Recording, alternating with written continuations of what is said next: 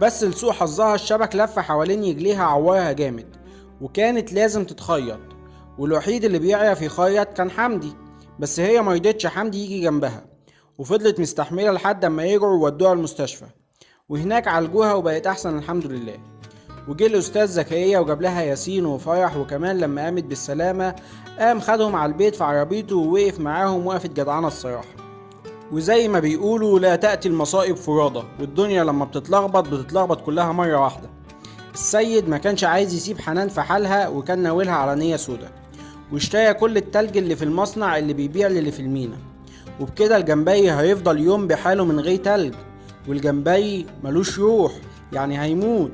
وحنان كان لازم تنزل هي بنفسها، وقامت منزلة الطاولات كلها وحاولت انها تبيعها، بس السيد ما سابهاش برضه، وقام نزل سعر الطاولة من 1500 ل 700 جنيه.